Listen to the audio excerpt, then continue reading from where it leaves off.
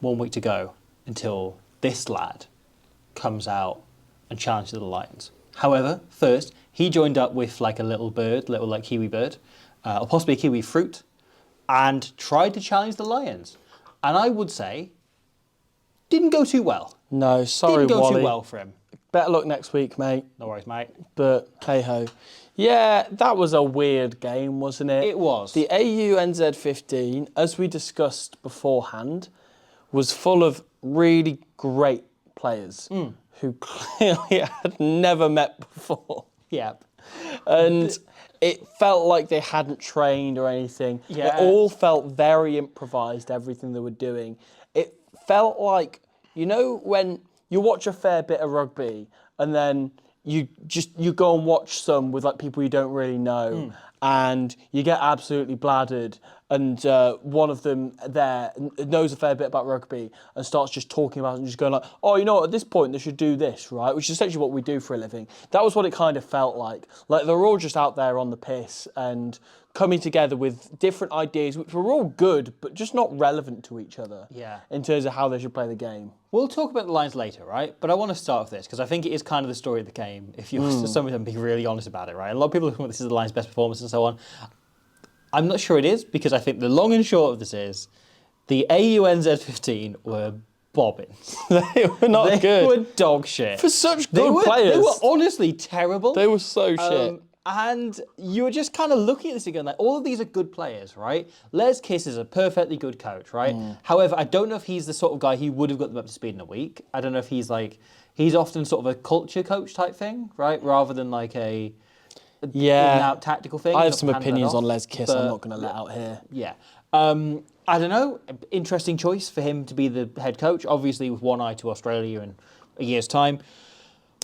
But broadly, they look like, as you said, a group of players that had never met before. They were like, sometimes you get this with Barbars teams, right? And it happened very much to the team that played South Africa a few weeks ago, where you can tell they've taken the socialising aspect too seriously. Yeah. And they look hammered. And this team looked like they were hungover. Like, none of them looked like up for it. They were really starting to get off the ground and like motivate themselves. Who was the Davis Havili tribute act playing at 12 for them? I know. Marika Corin-Betty was playing. Like, you wouldn't know it. I don't know if I think he got the ball once. I don't think they knew it. In the entire game, yeah.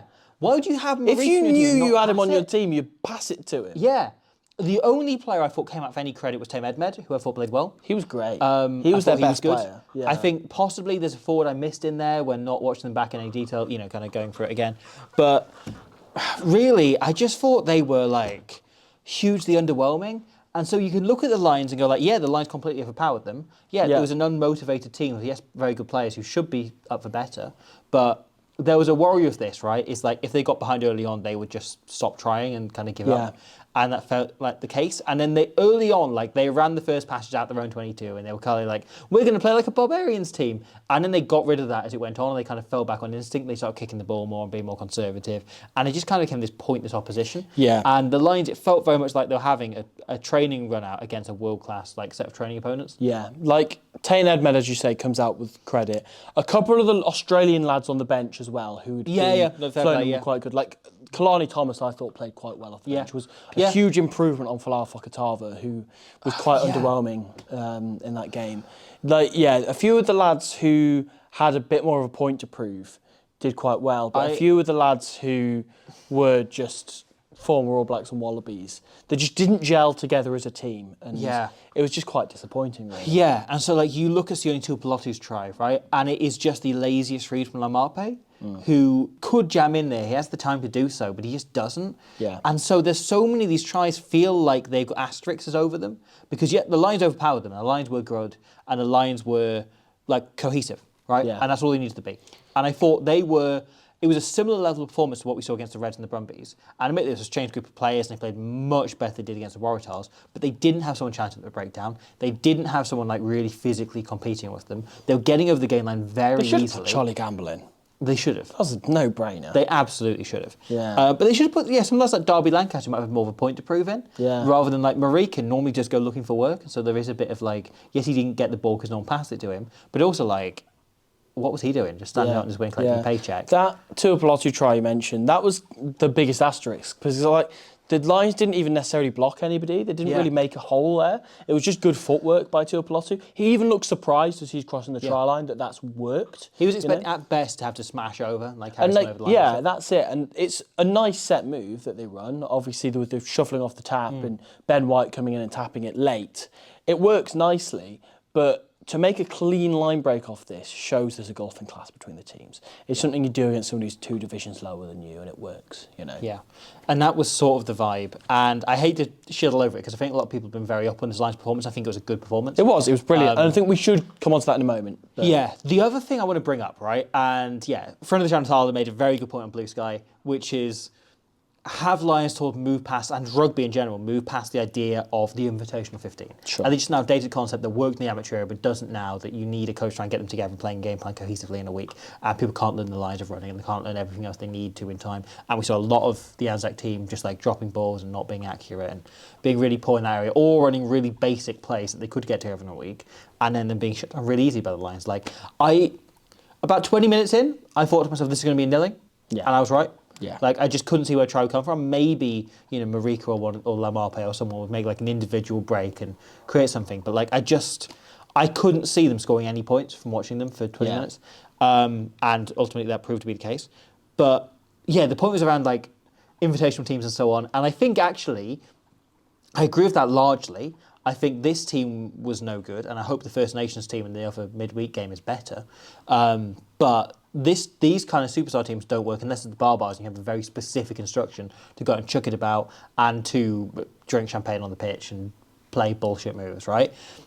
The area which it does work, and it didn't happen on this tour, it didn't happen on the last tour, and it's one of my favourite old Lions traditions, is a 15 of the best amateur players in the country or best semi-pro players. Yeah. So often we've seen it in 2017, 2015, 2013, 2009, 2005, 2001. Like all of these tours in the professional era have had a team of semi-professional players, the best players in the lower division, have come together and formed like the Royal 15, or I forget what they're called in New Zealand, the Provincial Barbarians. Yeah. And these kind of teams, right? Combined country. Combined 12 country, years yeah. ago, yeah. That's one of my favourite traditions because these guys are maniacally motivated to play the Lions, and they're so up for it, and they charge at everything. And you also get a crowd of all their mates. Yeah. Who are out there on and the like, lash. mate, Charlie's playing against the Lions. Yeah. And it's just they're like, mate, Josh just tackled Brian O'Driscoll. Yeah. And they're all cheering every time they tackled either Jamie Roberts or Brian O'Driscoll 12 years ago. That is genuinely that game I look forward to as much to the tests often. Yeah. Like that is one of the highlights. Because I like the fact that the invitational teams exist when the Lions are on tour. Yeah. I wouldn't say abolish them completely, but I agree there needs to be a sense of novelty to it. So I spoke to Anthony Watson before a live show for Love Rugby. And we talked a bit about that Provincial Barbarians game, right? And he mentioned that he'd spoken to his opposite number afterwards, and he'd had like a torrid game, and the Lions had barely won, they'd just about come through, and he'd scored the only try. The Lions only tried to get. Oh, I remember that game. Yeah. And like the Lions really struggled. Falatau was the only player who looked like class, but apparently there'd been issues with the play had been delayed, and they ended up only getting in late, and they were all jet lagged, and it was horrible. But like those guys remembered it forever, right? And he chatted to his opposite number afterwards, who was a plumber. And he realised, like, after being like, oh, yeah, no, I work as a plumber most of the time, just like play a bit of rugby on the side. But holy shit, I play this game every like, single day, and I play for England. But like that, I love that about Lions tours. Yeah. Like, that's one of my favourite bits. Bring that back and replace that, because it is like, it's a harder game to sell than going Shannon Frizzell's playing, right? Yeah. But it is a more entertaining prospect. Yeah. It is a more entertaining prospect to go. It's an opportunity to see Shannon Frizzell get sin-binned. Sure. Carry on. It's a more entertaining prospect, though, to actually watch that game. Like, it's a better occasion. Yeah. It's a tradition that feeds into the Lions thing.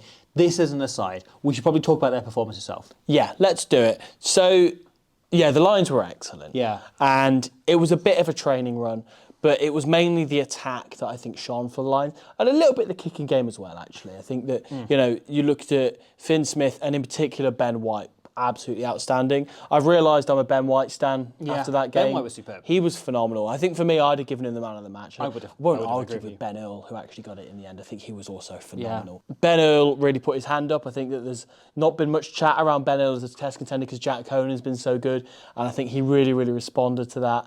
I think the other thing about Ben Earl's performance, I thought this was interesting, is against Argentina, Ben Earl had this problem that his natural play style doesn't fit what Andy Farrell likes in number 8, which is someone that makes disposable carries, that carries and makes like 1 or 2 metres at a time, like the Billy Vanapola role, right, rather than a Ben Earl, who smashes up and likes to be in the wide channels, likes to make more dynamic carries and be on people's shoulder and so on and pop up more. Run more than carry. Exactly, Yeah. Where Andy Farrell likes the number 8 to carry. The number 8 and the props are pure carriers, and everyone else can play that more running dynamic role. But those guys are there to just get you over the game line bit by bit by bit. And they picked Ben Earl because he's outstanding and he's been playing too well to ignore him. Yeah. And I think this week he looked more like he'd been able to fit that role, and maybe he adjusted a little bit. So instead of like raw smashing up, which he was struggling with a bit against Argentina, I think, he clearly wasn't him. He used his footwork a bit and he got himself going a bit, and he still found himself in those wide channels making those breaks and was able to adapt a bit. But we saw him fit into the Andy Farrell system, finally, having not really done that on this tour. Yeah, 100%. That whole back row, I think, warrants talking about as well. Yeah. Jack Morgan, I think, was really good. Had a great game. I think one of those, again, he needed a good game, as we discussed beforehand. But got fewer touches of the ball than perhaps you'd like. But it was nuts and bolts, I think. He was the top tackler in the game, which... It's a weird one in a game like that where you have the most of possession, and it can be a little bit of a misleading stat in a game like that, I think. But again, it's just his work rate, I think, was really good, and it's the sort of thing that Andy Farrell loves in a back row forward. There was one passage where I just watched him, and his work rate is unbelievable. The way he will get up, I think he made 4 tackles in that passage and managed to slow the ball down on 2 rucks. And just the way he involves himself in the game is unbelievable. A couple of turnovers too. Yeah, every skill in the locker, made a break towards the end of the game. Yeah. And the way he will back up involvement. You look at, he makes that break, he then gets back up and he carries a phase later and he carries again after that. And I think he made 4 carries in that passage. Like, that's who he is. He is just the hardest working guy. And then you've also got Henry Pollock, Yeah. who was excellent once again. I think the guy's skill set is phenomenal. That little chip and chase he did down the wing was really exciting. It didn't quite come off in the end, but he was very close. And to say that that's a margin of either that and it nearly comes off, or he just gets smashed into touch, to have a flanker who's capable of that is pretty special. Yeah. And sure, he's much more of a highlight reel player than the other 2 back rows we talked about, and he does a lot more of the flashier stuff rather than necessarily like his breakdown effectiveness on attacking ball isn't as good as Morgan or Earl or Van der Fleer, for example. But he is capable of just pulling something out the bag, and it's kind of too difficult to just completely outright ignore. I think we saw everything of Henry Pollock there. We got a chip and chase, we got a try, we got lots of tackles. We got him working incredibly hard. He's also bloody got strong. Some of the dumb stuff. We got a really stupid penalty. We got him like... That goose step was a bit of an ick, wasn't it? Yeah, doing a little goose step pointlessly. We got him getting held up over the line when he could have given an easy pass and they would have scored. Like, we got some moments of him thinking ego first, and occasionally not thinking at all. But broadly, we got a very good package overall. It's a funny one. If he didn't have the ego, he wouldn't be as good a player, Henry Pollock. It's one of... completely agreed. But I think it's one of these tricky things, right? Where I think he is like a year off being here. Sure. And he got called up because he had that one game against Leinster where he was unbelievable and we saw like the player he can be. And he hasn't found that level consistently yet. Like, I don't think he's hit that performance since. We will discuss and I don't this think that was a later. game of his life thing. I think that was where his ceiling currently as a player is. Yes. His overall ceiling is much higher. It's unreal. But I think in terms of he isn't able to consistently hit the level of performance he gave that weekend, and you're like, oh, has he improved this level? I'm like, yes and no. Yeah. Like, that is his current level. He's currently hitting about here. Which is that performance, but with errors in it. But with lots of like individual drop balls and what have you. We'll come on to Not drop test balls, selection but in a rather future penalties video. and mistakes and But my vibe is that he's looking for an impact spot on that bench. And you know what? He's shown us the right things for that. But the back row is the hardest position to pick, I think. I don't think you can start him, but I can see him easily fitting into that number 20 or 21. Yeah, certainly not in test 1, but again, by test 3, it could be a different thing. Yeah, but we will discuss this on a future video. Elsewhere, one narrative that I quite enjoyed was how phenomenally Scottish it was. Yeah. Now, these guys aren't Scottish, they're Lions when they're playing in a Lions jersey. However, that was quite fun just after Scotland had lost to Fiji. Yeah, Ronan Kelleher and Marcus Smith were the only non-Scottish qualified players to score points on the day. Yeah. I added Henry Pollock to that, but I was corrected by a Scottish rugby blog who said that Pollock is Scottish qualified. He is. So, yeah, it's only Ronan Kelleher who I'm hoping has a Scottish ground somewhere if you go back far enough. And Marcus Smith, obviously representing the Philippines on this Lions tour. Of course. Who scored points otherwise. You had Sione Tuipulotu, you had Duan van der Merwe, and I think it was worth highlighting Duan van der Merwe for a second, right? Because Duan, I think, is the only player to ever, in one game, score a hat-trick and play himself out of test contention. Oh, it's so weird. I really feel for Dewey because I really like him. Yeah. But this Lions tour's not gone his way at all. There's always one. There's always one player who turns up on the Lions tour and is a flop. And it Yeah. has been Duan, and he was great on the last tour. He was so good in the last tour. And clearly, I don't think it was Gatlin's plan to start him, but like, well, I can't ignore him. He's playing so well. Yeah. And he was brilliant. And then he's been brilliant for Scotland since. And he's been on great form, and he deserved his chance to be in the squad. And obviously, they called him in when he was like still coming back from an injury, and they kind of rushed him in a little bit. And I don't know if that's it. And I'm still very glad he's here. But He's been poor. This has Yeah. been like some of the worst rugby he's played in his career. He's been all of the things people use as like, well, this is the problem with his game, with very few of the positives. the fact that the AUNZ 15 who hadn't fucking met, Yeah. that they had nothing to do in this game.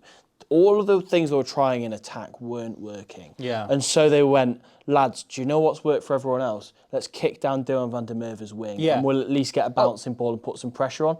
And that worked. If you opened like Les Kiss's notebook and he had like a big page that scribbled said tactics. He had a bit on attacking plays, a bit on defence. They had tactics, and it said like 1, run, 2, kick it to Duhan. Yeah. Like, yeah. and just hope that he fumbles Just the ball. whack it in behind him. Yeah. And I was really impressed with Hugo Keenan with that in mind. Number because- 3 was just a drawing of Tane Edmund. Yes.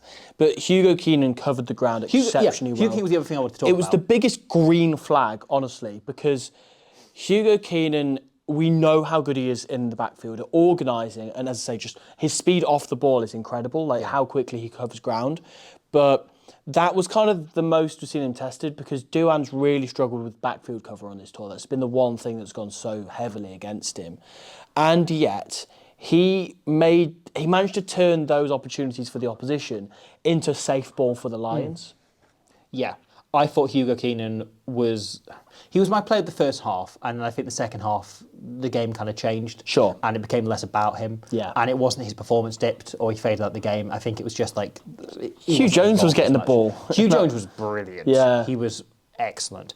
But I thought Hugo Keenan, in terms of how safe he was, the way he involved himself, the quick throw for that first Duan van der Merwe try was really smart thinking. Yeah, Ben And White's touch on that's lovely as well. It is. That kind of everyone working back out, him getting himself back involved as a support option as well, Keenan. Everything he did, he made the right decision. He was accurate. He was excellent. It was, as a Welsh fan who is getting used to Blair Murray being your fullback, it was such a breath of fresh air. Nice, to isn't trust someone. Especially given the whole narrative around Blair Kinghorn and his injury and what's going on there. And then it's suddenly, oh, we've got to pick somebody else. You're suddenly like, oh no, it's still Hugo Keenan. Keenan on this tour so far reminded me a little bit of Rob Kearney the last time they were in Australia, another Irish fullback, who came in as the incumbent, had won that fullback shirt off Lee Byrne in 2009, had been so good in the second test and the third test, and looked great, right? And played really well for Ireland in the lead up, and you're like, this is a very even battle between Halfpenny and Kearney for the fullback shirt, and then Kearney spent the entire tour injured, and Halfpenny leaves as man of the series. Yeah. And it felt a little bit like that, like incredibly even battle between Keenan and Kinghorn coming into this, and then Kinghorn's very much taken on tour because Keenan's had injuries and illness. Yeah. And yet we saw enough from that game to me to go, I think you probably start Keenan the first test while Kinghorn's recovering, then maybe bring Kinghorn in for test 2, and then a shootout for test 3. There's definitely enough that you feel like you won't be in trouble with Keenan, we'll put it that way. As well as that, yeah, so I want to touch on Hugh Jones again. He was phenomenal. The lines he was running, and he just looked like Hugh Jones, you know? Just like when you see Hugh Jones in his prime, the way he plays, the way he cuts through defences, and the way he just makes good decisions is really, really impressive. Yeah. As well as that, I thought Mac Hansen was on fire. Oh, he was great. He was on fire. Every single time he touched the ball, he made good decisions. And not only that, but he showed us his USP. So you look at the first Duan van der Merwe try, they bring round Mac Hansen into kind of what looks like the fullback position and makes that extra man there. Really nice touch on this as he catches and passes really cleanly to Duan to give him a walk in. But the one that I found most interesting was the third Duhan try. And this is after Owen Farrell's come onto the pitch. We'll talk about Owen Farrell momentarily. We will. However, it's a really nice variation on this. So we've talked a lot about the shape where it goes 9 to 12, 13 hard off 12, 10 out the back. And here they slightly vary it up because they've got 10 out the back and 14 Mac Hansen trailing on Marcus Smith's outside. But instead of giving it to Marcus Smith, Farrell just skips straight across to Mac Hansen, and they use him as an auxiliary fly half in that situation. All that does is because Nani Laumape here is looking at Marcus Smith the whole time. He's thinking, how can I double job, defend on the outside of Tuipulotu at this point, it's playing 13, and get to Marcus Smith. And instead, both of those guys are essentially dummy runners, and they skip a whole channel. It's a beautiful pass by Farrell to get onto Lamape's outside, and instead they target McLaughlin Phillips, who's here on the wing at this point, and he just has to shoot it on Hansen. There's not much else he can do. And then Hansen distributes beautifully, and once again, Durham van der Merwe gets to jog it in. Yeah. It's such a nice variation of this. And again, it shows why Hansen's on this tour, because he's in there as essentially a fly half, as an extra distributor, and he's really good at the wing of things as well. Yeah, I got a lot of stick a few days ago when I was asked to pick a test team for the Liver Rugby, the Ben Youngs and Dan Cole's podcast. They asked me to pick a test team, so I put one together, and the producers asked, I don't mean to throw them in the mud here, but they asked us to all pick different teams, have some variety, have some discussion, have some, separate bits. So if there's any areas where we can vary and you're torn on two players, but you've gone for the same one, do it, right? So I probably would have gone for Tommy Freeman, but I went for Mac Hansen as my winger alongside James Lowe. Sure. For the sake of variety, and I was like, well, it's not that far between them. And the comments absolutely told me a new one, because it is largely an English audience, and Tommy Freeman has been brilliant and would deserve his spot. But Mac Hansen brings you a different point of difference, which is obvious. A point of difference is always different, but he brings you something extra. He brings you this additional ball playing side, and we've seen Freeman slot into that role a couple of times in this tour and do a broadly pretty good job of it. Yeah. But I thought Hansen, excellent. Yeah. Just excellent, of also popping up on his wing and doing his wing a bit, of trying to beat people and skimming around them. But the way he can open space for others as well as take it himself gives him a point of difference if that's what Farrell wants from a winger, and I think it just might be. Yeah. One more player who really, really impressed me was off the bench, Scott Cummings. I thought was outstanding. He took his try very well, but once again, just all tour, he's been brilliant. He's proven a lot of people wrong this year. He has. He's been so good, and again, he's the sort of player who I think by test 3, if not by test 1, you could be seeing sneaking in there, because the nuts and bolts of everything he does is brilliant. Set piece time, and particularly on rucking on his own ball, he's absolutely outstanding. But again, his carrying game is superb, and I'm so impressed by him every single time. And I knew he was going to be good because he's a great player, and he has been for years. But yeah, just so impressed by him. Yeah, no, I thought he was brilliant. And then the other guy off the bench, Owen Farrell. Yes. Who you may have heard of. I thought he was excellent. God, he was good, wasn't he? It just made me feel like I wish he was there the full time. Me too. I just saw him come on, and once again, we've been over this, but this is the one time every 4 years that we get to cheer for Owen Farrell, and he gets to be on our team. This is probably the last time. It's probably the last time. And so I got to embrace that, and that was quite good. And honestly, because when he first comes on, he distributes the ball a little bit, he tries a few things, and he makes really great decisions, right?